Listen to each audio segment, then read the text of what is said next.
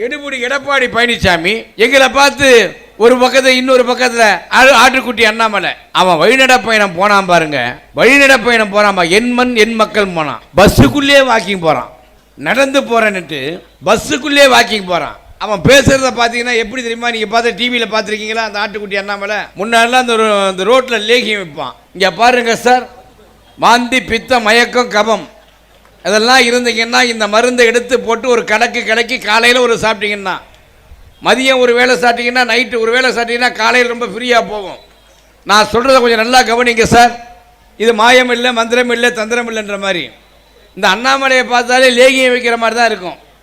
பேச இப்போ பார்த்தீங்கன்னா இந்த திமுகவுடைய ஆட்சியில் இந்த திமுகவுடைய ஆட்சின்ற ஏன்னா வெண்ண திமுக ஆட்சி இருக்கட்டும், 10 வருஷமா இந்தியாவில் ஆளக்கூடிய ஆட்சி யாரா?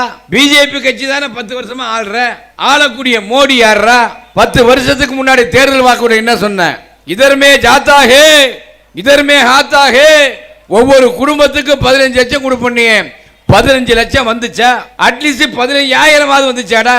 சிலிண்டர் விலை 400 ரூபாய் வித்துச்சு. ஐயோ சிலிண்டர் விலை 400 ரூபாயா சொன்ன பிஜேபி ஆட்சியிலே நாங்கள் பெண்களுக்கு உதவித்தொகை மாசம் 1000 தரோம்.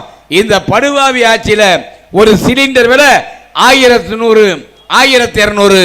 உங்கள் வீட்டு பணம் 800 ரூபாய் நம்முடைய வரி பணத்தை மத்தியில் இருக்கிற மோடி அரசாங்கம் கொள்ளையடித்துக் கொண்டிருக்கிறது. திமுக காங்கிரஸ் கூட்டணி அமைச்சராக இருந்த பொழுது, அண்ணன் வேங்கடவதி மத்திய இணையமைச்சராக இருந்த பொழுது டீசல் விலை 40-45 ரூபாய், பெட்ரோல் விலை 50 ரூபாய். ஐயோ 40 ரூபாய் டீசல் விலையா, 50 ரூபாய் பெட்ரோல் விலையா என்று கலங்கி கேட்டார்களே. உங்கள் ஆட்சியில் இன்னைக்கு டீசல் விலை என்னடா விற்குது? டீசல் 95 ரூபாய், பெட்ரோல் 105 ரூபாய். டீசல் விலையை குறைப்பதற்கு வக்கில்லை, வழி இல்லை, தெம்பு இல்லை, திராணி இல்லை. 2 கோடி பேருக்கு ஆண்டுக்கு ஒரு முறை வேலை வழங்குவோம். 10 ஆண்டு காலம் என்று சொன்னால் 20 கோடி பேருக்கு அரசாங்கத்திலே வேலை வழங்கி இருக்க வேண்டும். இந்த மத்திய அரசாங்கத்திலே ஒருவருக்கு வேலை வழங்கப்பட்டதா? நம்முடைய மாவட்ட கழகத்துடைய செயலாளர் சொன்னாரே, வெள்ளம் புயல் வெள்ளம் வந்து தாக்கியபொழுது தூத்துக்குடி சம்பித்து போனது. சென்னையே 2 நாள் 3 நாள் 100 ஆண்டுகள் பெய்ய முடியாத வரலாறு காணாத மழை. மக்கள் துன்பத்துக்கானார்கள், தீரத்துக்கானார்கள்.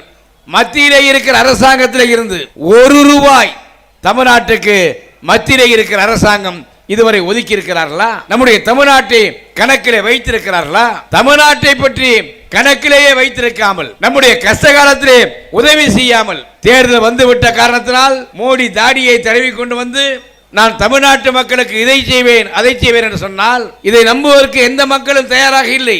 ஒன்றை நீங்கள் நினைவிட வைத்துக் கொள்ள வேண்டும். மத்தியிலே இருக்கிற பாஜக சர்க்காருக்கு தமிழ்நாட்டில் இருக்கிற எடப்பாடி பழனிசாமி எடுபடி பழனிசாமியாக இருந்தார்.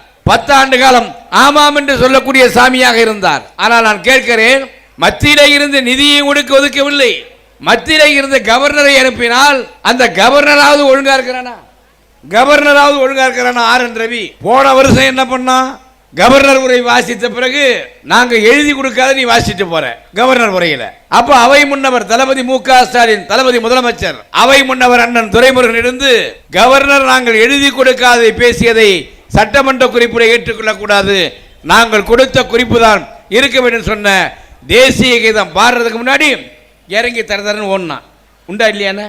தேசிய கீதம் பாடுறதுக்கு முன்னாடி ஓடனா. இப்போ இந்த ஆண்டு கவர்னர் உரை வாசிக்க வாடான்னா அதுக்கு அவன் சொல்றான் தேசிய கீதம் பாடலை, ஆனால் நான் வாசிக்க மாட்டேன்றான். ஏண்டா நீ கவர்னர்னா கவர்னர் வேலையை மட்டும் தான் பார்க்கணும். கவர்னரா யார் நீ?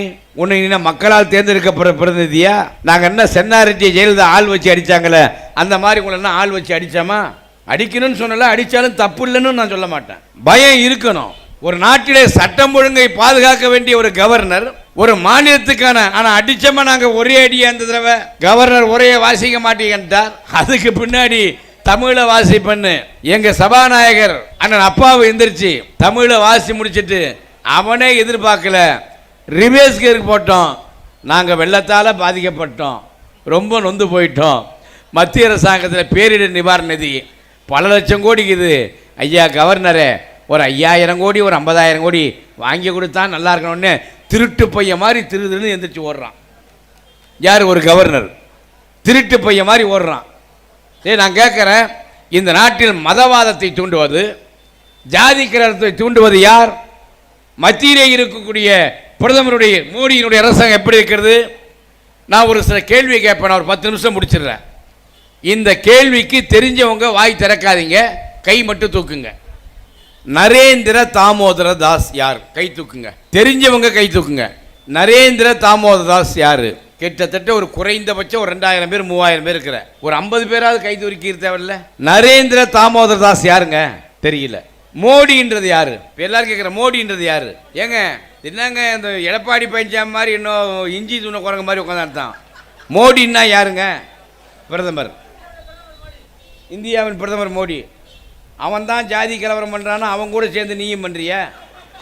நம்மளும் அப்படி தாங்க நினச்சிருந்தோம், மோடி தான் பிரதமர்னு.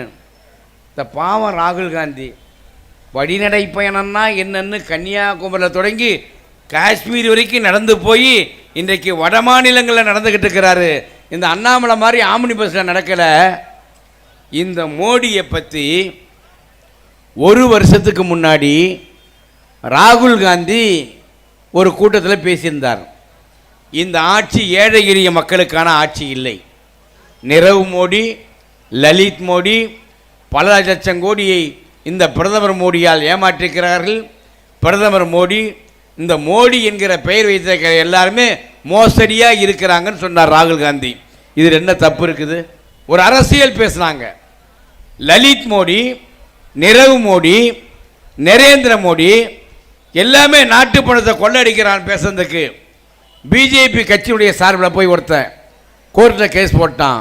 என்னடா கேஸ் போட்டான்னா, நம்ம மோடி பிரதமர்னு நினச்சேன்ல, மோடியுடைய உண்மையான பேரு நரேந்திர தாமோதர தாஸ். என்னது? நரேந்திர தாமோதர தாஸ். மோடி என்பது ஒரு ஜாதியினுடைய பெயரா.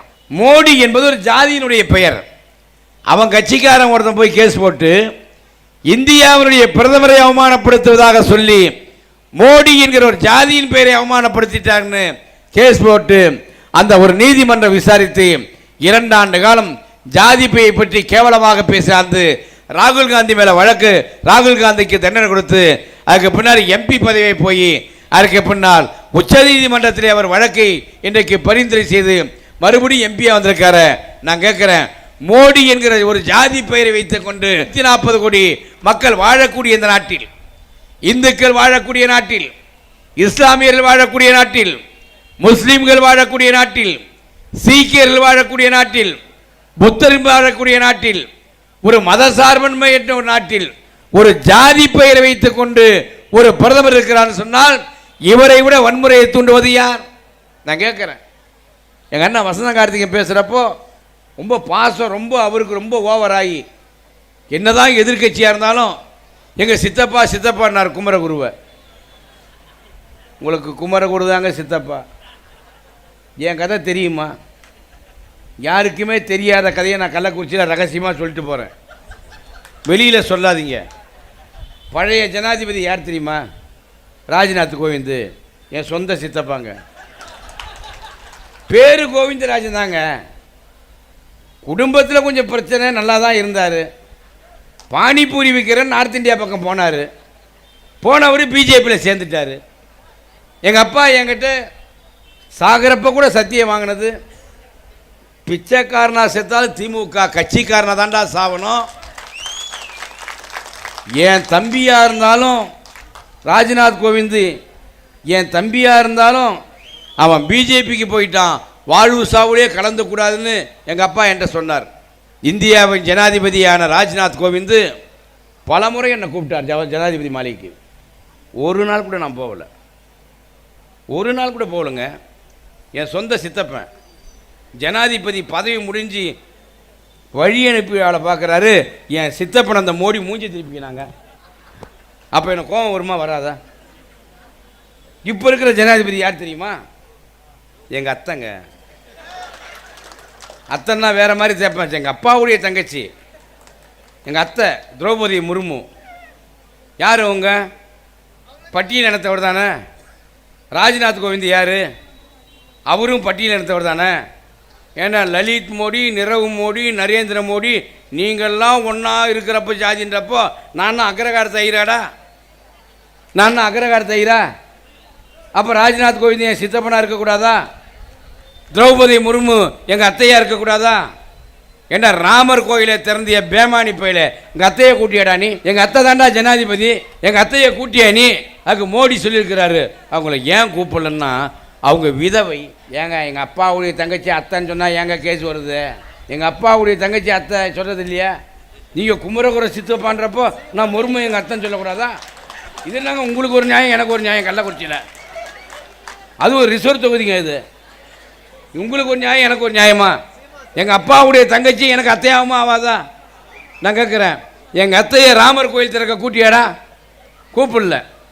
சித்தார்த்தன் நீ பெரிய மனுஷன் உன்ட்ட பஞ்சாயத்து வைக்கிறேன். ஏண்டா கூப்பிடலன்னா அவங்க விதவையான், சென்டிமெண்ட்டாக நல்லா இருக்கணும். ஏண்டா பேமானி நாயே, எங்கள் அத்தையாவது புருஷனை கல்யாணம் பண்ணி செத்து போய் விதவடா, நீ கட்டின பொண்டாட்டியோட வாழாத வாழா வெட்டிடா. நீ வாழா வெட்டி, நீ வாழா வெட்டி நீ போய் கோயிலை திறக்க போகிற. அங்கே இருக்கிற மடாதிபதி எவனும் வரக்கூடாதுன்றான். சனாதானத்தை பற்றி திமுகவுடைய இளைஞரணி செயலாளர் உதயநிதி ஸ்டாலின் பேச கிளப்பி விட்டானுவோ, இந்து மதத்தை ஒழி பண்ணிட்டார். நாங்கள் ஏன்டா இந்து மதத்தை ஒழி பண்ணுறேன்? நான் ஓப்பனாக சொல்லட்டுமா? நான் பட்டியலினத்தை சார்ந்தவனாக இருக்கலாம். என்னுடைய மனைவி ஒரு ஆர்சி கிறிஸ்டின். நான் கிறிஸ்தவராக மதம் மாறவில்லை. என் மனைவியை இந்துவாக நான் மதம் மாற சொல்லவில்லை. கல்யாணத்தை நடத்தி வைத்தது தலைவர் கலைஞர் மு.க. ஸ்டாலின். ஊருக்கு வந்து முதலமைச்சராக இருந்த பொழுது திருமணத்தை நடத்தி வைத்தார். நான் ஏன் சொல்றேன்னா, கோயில் கூடாதுமே நோக்கம் அல்ல, கோயில் கொடியவர்களின் கூடாரமாக மாறிவிடக் கூடாது.